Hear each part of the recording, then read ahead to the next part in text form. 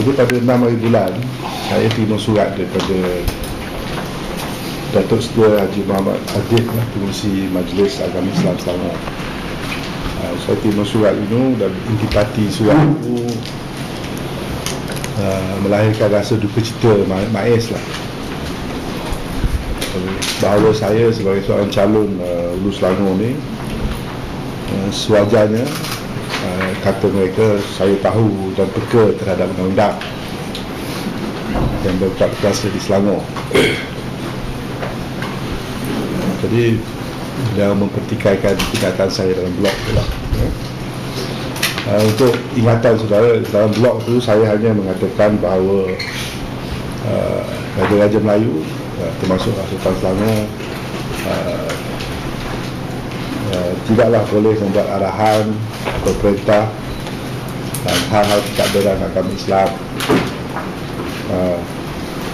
tanpa merujuk kepada Dewan Undangan Negeri, tanpa merujuk melalui proses yang saya kira sah, iaitu keputusan itu mestilah dari Dewan Undangan Negeri dan diwakilkan. Itu saya tulis dalam blog lah. Jadi mengikut Maiz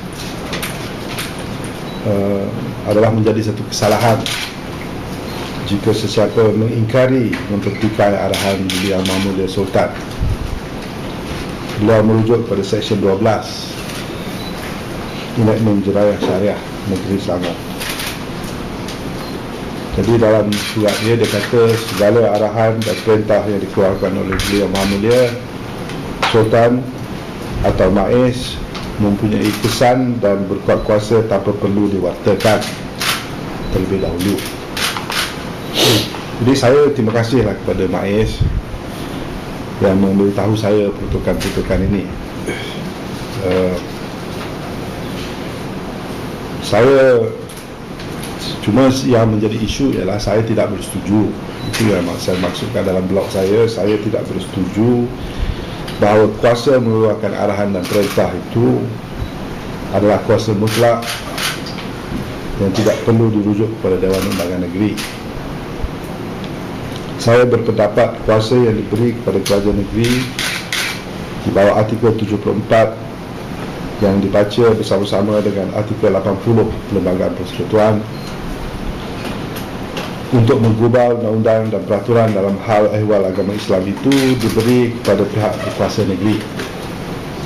Dan pada hemat saya, pihak berkuasa itu adalah Dewan Undangan Negeri. Jika kuasa membuat perintah dan arahan dalam hal-hal agama Islam itu boleh dibuat oleh raja-raja tanpa merujuk kepada Dewan Undangan Negeri dan berkuat kuasa sebagai undang-undang serta-merta tanpa diwakilkan, maka ianya berarti kita kembali kepada zaman khalifah dulu yang boleh melaksanakan undang-undang tanpa merujuk kepada pihak lain. Saya tidak bertujuan untuk menghina atau mempertikai maupun memperkecilkan kuasa raja-raja. Itu adalah tuduhan mereka. Saya cuma memberi pandangan bahawa dalam sistem raja berperlembagaan, kuasa raja itu hanya boleh digunakan secara sah jika ianya mengikut kehendak dan kaedah yang dibenarkan dalam Perlembagaan Persekutuan dan Perlembagaan Negeri. Konsep raja berperlembagaan itu bermaksud bahawa kuasa-kuasa raja tertakluk kepada undang-undang negara. Itu arti raja berperlembagaan.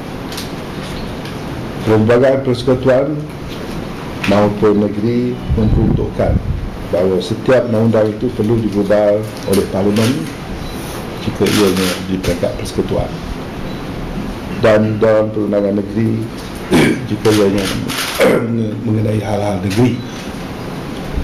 Ini selari dengan prinsip demokrasi yang kita amalkan.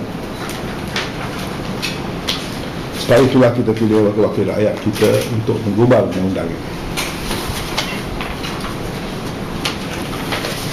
Jadi perkara yang saya ingin ketengahkan ialah kita adalah sebuah negara demokrasi yang dipilih oleh rakyat.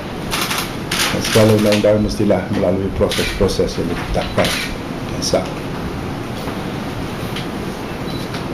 Jadi tafsiran saya ni mungkin betul, mungkin tak betul, tetapi saya percaya hak bersuara, memberi pandangan ini hak asasi kita.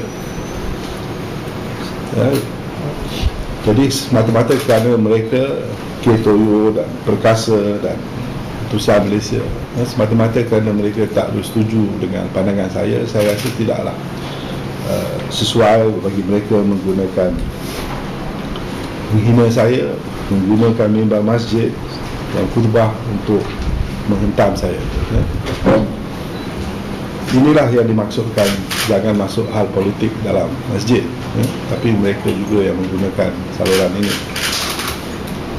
Saya rasa dalam negara kita ada tempat bagi rakyat, orang Melayu, orang Islam dan bukan Islam, memberi pandangan, kerana ini adalah hal-hal yang terlibat kepentingan awam, public interest. Dalam soal ini saya bersedia, kalau MAIS bersetuju, untuk merujuk perkara ini kepada Mahkamah Persekutuan, kalau mereka bersetuju, supaya kita dapat tentukan siapa yang benar ataupun siapa yang betul. Saya juga ingin merakamkan di sini bahawa saya sentiasa taat dan hormat kepada pemimpin-pemimpin, termasuklah kepada Duli Yang Maha Mulia Sultan Selangor.